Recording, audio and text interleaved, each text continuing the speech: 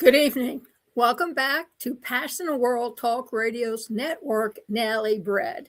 And today we're talking about the 7 C's of communication.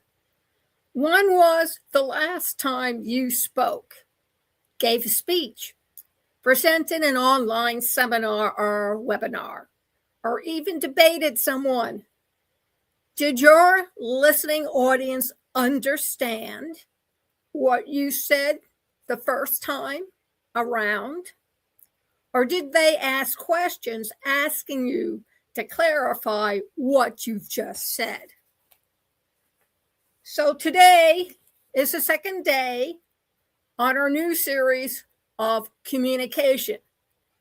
The real kind, when you're trying to impart a thought from you to somebody else, a definition to explain a word, and more importantly, when you present a thought or an idea to somebody, sometimes you have to go around with details and supporting information to make sure they understand the vocabulary that you use.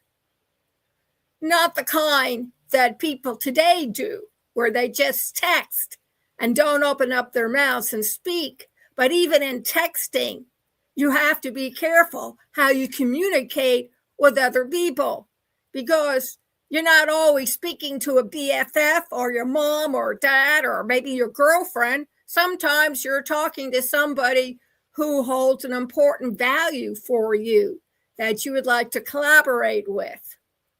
And that's the kind that actually lands, connects, and helps move your conversation you're having with them forward. They're called the 7 C's of communication. And when you use them, your message becomes clear, powerful, and impossible to ignore. So let me walk you through them. I'll give you some examples if we have some time. If not, there's always tomorrow. The first one is completeness. completeness. You say the whole thing. Give your listener everything they need so they don't have to ask you me, which is what I learned from my mother's knee, assume, or fill in the blanks. Incomplete communication creates confusion. Complete communication creates trust. And that's what you need to build, so that who's ever listening to is trusting you to tell them what they need to hear. Correctness. correctness. Correctness isn't about being perfect. It's about being appropriate. The right tone, the right facts, the right level of formality for the moment. So when you write to a judge, or you write to a senator or a congressman, or even the president of the United States, you address them correctly. Not everybody is Mr. That or Brother Joe. There are some forms of formality that you still need to include in your communication. Correctness shows respect for your audience. Conciseness, CONCISENESS, or what I was taught. Say what you mean what you say. In other words, trim the fat, like a piece of red meat, if you have to think of it that way. If a word doesn't serve the message, it serves confusion. It shouldn't be there. It shouldn't be included. It should be left unsaid. Concise communication respects people's time and attention. Time is an investment. So you want to make good use of what time you're allowed it when you speak to somebody. Courtesy. COURTESY. Courtesy is the heartbeat of communication. It's not softness, it's your strength. You need to be polite when you speak. You don't add curse words unless you're in an environment and where the words are used appropriately and everybody else seems to be using them too. Otherwise, cursing is a no-no. It is the ability to speak the truth, the whole truth, and nothing but the truth, without cruelty, and to disagree without disrespect. One thing I learned when arguing with people is that we agree to disagree, and we put that particular topic aside because neither one of us is going to persuade the other to agree with what we're saying. Therefore, you just politely put it away for a rainy day. Take it out at a later time, dust it off, excuse me, and then see whether or not it works better. Sometimes it does. Sometimes you need to put it away for a longer period of time. 5, clarity. CLARITY. Say what you mean.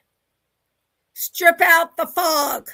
You shouldn't feel like you're in a dense fog in London, England, standing in the middle of somewhere, but you cannot see anything.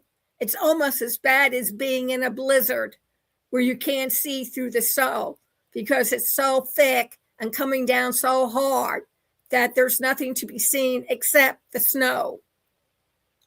If you're a listener, has to decode the message you're delivering, you've already lost them. Clarity is kindness. 6, consideration. CONSIDERATION. Think about the person you're addressing on the other side who's standing 3 inches away from you, or maybe even further, so don't crowd your space. What do they need? What do they fear? What do you hope they'll say? Consideration turns communication into a connection. Don't overlook it. The last one, concreteness. CONCRETENESS. Give your message weight. Just don't say flimsy flamsy or goobly gobbly doo. That's not going to help. Use examples, specifics, what your teachers formerly called supporting material. This details that anger your ideas require in reality. Concrete communication sticks. You land your punch if you need to think of it in those terms. Vague communication evaporates. Make sure you know what you're talking about.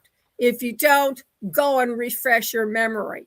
Go read it up on the web or go to the library and check it against the dictionary. Make sure you're using the right definition for that word and not as other 3 or 4 additional definitions that may also apply to that one word. Don't get that word confused with another word that sounds the same but is spelled differently. People make mistakes. When you get up and start speaking to someone or a group of people, you need to keep your mistakes at a minimum. It's the difference between World War III and a revolution somewhere in the South Sea Islands. When you use the 7 C's of communication, you stop talking at people and start communication with them. You should never talk at anybody. When your child comes and says, you talk down to me or at me, what they're really saying is you're not really including me in this conversation. You're just getting angry words out. So be careful how you frame and put your words together because every word means something to someone. And in a world full of noise like our world, the person who communicates clearly becomes the person everyone listens to. So that's a wrap with PWTRN Daily Bread, the 7 C's of communication. You've had your first slice. The next slice comes tomorrow even. And If you want to catch up on what was said all last week, please go over to our website, passionateworldtalkradio.com, and click on it, and you will see the word tab, eVision, ENVISION, capital X, capital R. Click on it. A table drops down, and you'll see Daily Bread. Click on that link, and it'll take you to the page where you can download the newsletter. It'll tell you and review everything you've always wanted to know, plus indoctrinate you on some of the things that you can become involved in with PWTRN Daily Bread. And if you enjoy our daily programs, Monday, Wednesday, Friday, and Saturday, and our new program starting tomorrow, America's Infrastructure Show, and their new show starting on Sunday, where we invite comedians and anybody involved in the media to come on in and share and get their 5 minutes of instant fame. You'll find all the information and instructions in the second issue of PWTRN's Daily Bread. And if you want to help us keep the lights on throughout the year, please consider donating $5. passionateworldtalkradio.com/donation. Well, like I said, have a great evening and see you tomorrow.